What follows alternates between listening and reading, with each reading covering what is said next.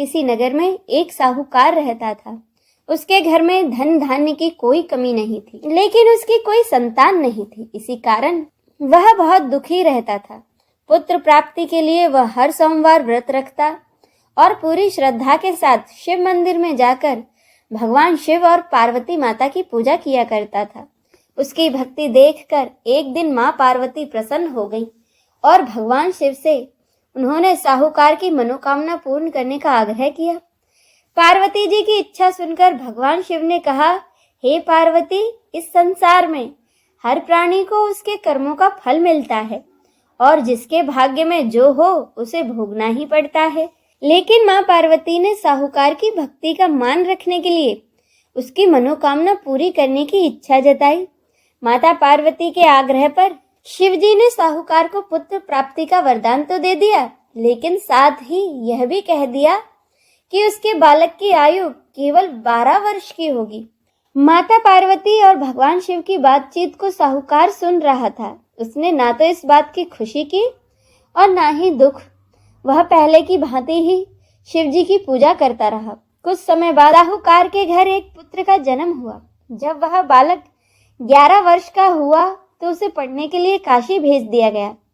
साहूकार ने पुत्र के मामा को बुलाकर उसे बहुत सारा धन दिया और कहा कि तुम अपने भांजे को काशी पढ़ने के लिए ले जाओ और मार्ग में यज्ञ कराते जाना। जहां भी यज्ञ कराओ वहां ब्राह्मणों को भोजन कराते और उन्हें दक्षिणा देते हुए जाना।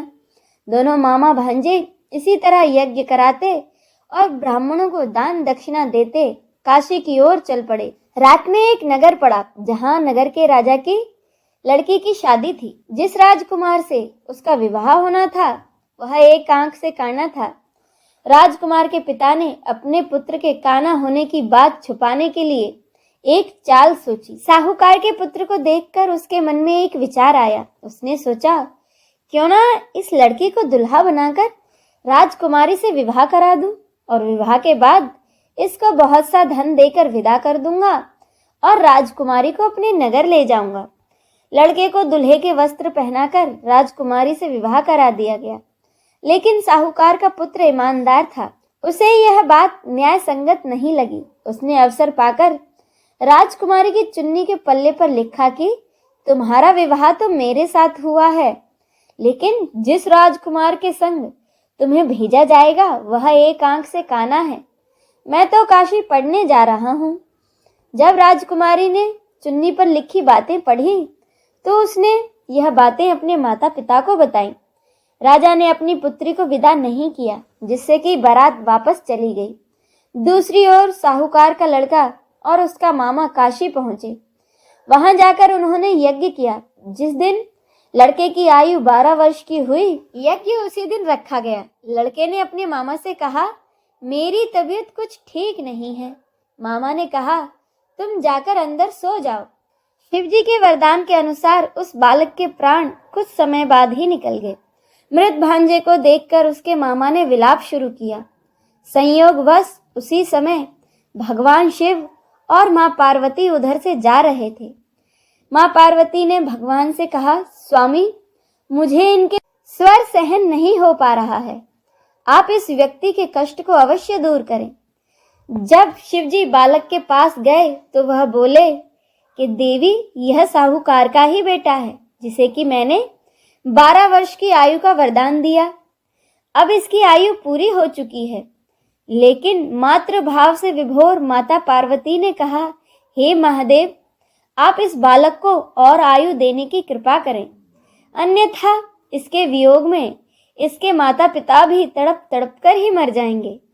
माँ पार्वती के आग्रह पर भगवान शिव ने उस लड़के को जीवित होने का वरदान दिया। शिव जी की कृपा से वह लड़का जीवित हो गया। शिक्षा समाप्त करके लड़का अपने मामा के साथ नगर की ओर चल दिया।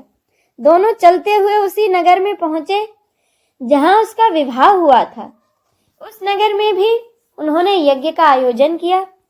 उस लड़के के ससुर ने उसे पहचान लिया और महल में ले जाकर उसकी खूब खातिरदारी की और अपनी बेटी को विदा किया।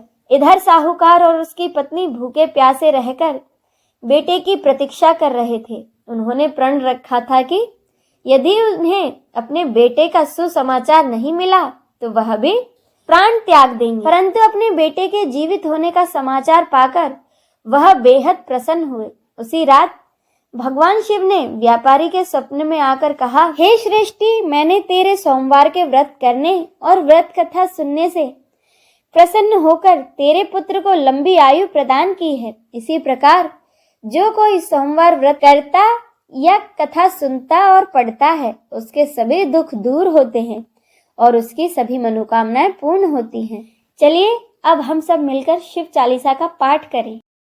जय गिरजापति दीन दयाला सदा करत संतन प्रतिपाला, भाल चंद्रमा सोहत नीके, कानन कुंडल नाग फनी के, अंग गौर सिर गंग बहाए, मुंड माल तन शार लगाए, वस्त्र खाल वाघांबर सोए, छवि को देखी नाग मुनि मन मोहे, मैना मातु की हवेर दुलारी, वाम अंग सोहत छवि न्यारी, कर त्रिशूल सोहत छवि भारी, करस सदा शत्रुन शयकारी, नंदी गणेश सोहे तह कैसे, सागर मध्य कमल हैं जैसे, कार्तिक श्याम और गणराव, या छवि को कही जात न काऊ, देवन जब ही जाय पुकारा, तभी दुख प्रभु आप निवारा, कियो उपद्रव तारक भारी, देवन सब मिली तुम ही ज्वाहारी, तुरत सड़ानन आप पठायु, लवनिमेश ममारी गिरायु, आप जलंधर असुर संहारा, सुयस तुम्हार विदित संसारा, त्रिपुरासुर सन दुम मचाई, सभी कृपा करी लीन बचाई, किया तप ही भागीरथ भारी, पूर्व प्रतिज्ञा तासु पुरारी, दानिन मह तुम सम कोई नाही, सेवक स्तुति करस सदाही, वेद माही महिमा तब गाई, अखत अनादि भेद नहीं पाई,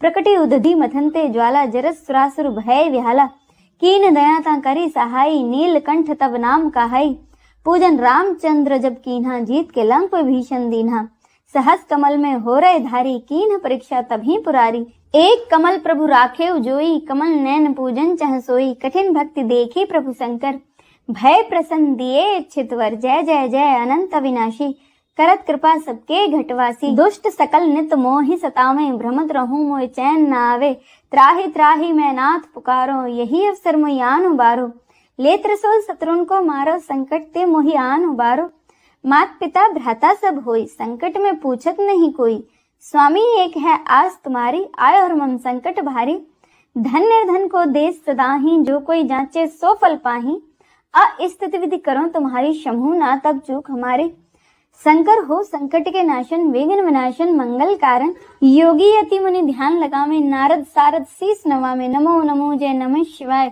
सुर ब्रह्मादिक पार न पाए, जो यह पाठ करे मन लाई, तापर होते हैं शंभु सहाय, ऋणिया जो कोई हो अधिकारी, पाठ करे सो पावन हारी, पुत्र होन कर इच्छा कोई, निश्चय से प्रसाद ते होई, पंडित त्रयोदशी को लावे, ध्यान पूर्वक होम करावे, त्रयोदशी व्रत करे हमेशा, तन नहीं ताके रहे कलेसा, धूप दीप नैवेद्य चढ़ावे, शंकर सम्मुख पाठ सुनावे, जन जन के पाप नसावे, अंत धाम शिवपुर में पावे, कहत अयोध्या आस तुम्हारी, जानी सकल दुख हरू हमारे, नित्य नेम कर पाठ करो 40, तुम मेरी मनोकामना पूर्ण करो जगदीश।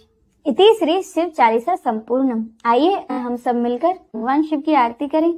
ओम जय शिव ओमकारा, प्रभु हरि शिव ओमकारा, ब्रह्मा विष्णु सदा शिव, ब्रह्मा विष्णु सदा शिव, अर्धांगी धारा, ओम जय शिव ओमकारा, एकानन चतुरानन पंचानन राजे, शिव पंचानन राजे, हंसासन गरुड़ासन, हंसासन गरुड़ासन, वृषवाहन साजे, ओम जय शिव ओमकारा, दो भुज चार चतुर्भुज, 10 भुज ते सोहे, शिव 10 भुज ते सोहे, 3 रूप निरखता, 3 रूप निरखता, त्रिभुवन जन मोहे, ओम जय शिव ओमकारा,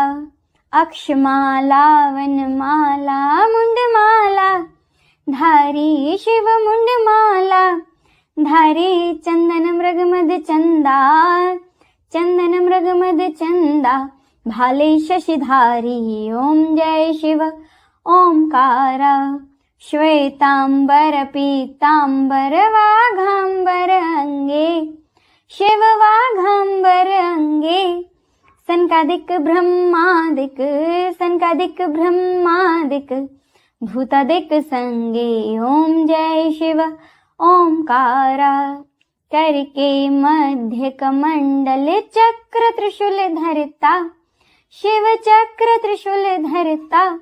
जग करता दुख हरता, जग करता दुख हरता, जग पालन करता। ओम जय शिव ओमकारा। ब्रह्मा विष्णु सदा शिव जानत अविवेका, शिव जानत अविवेका। प्रणवाक्षर के मध्य, प्रणवाक्षर के मध्य ये तीनों एका। ओम जय शिव ओमकारा। त्रिगुण स्वामी जी की आरती जो कोई नर गावे, शिव जो कोई नर गावे। कहत शिवानंद स्वामी, कहत शिवानंद स्वामी सुख संपत्ति पावे।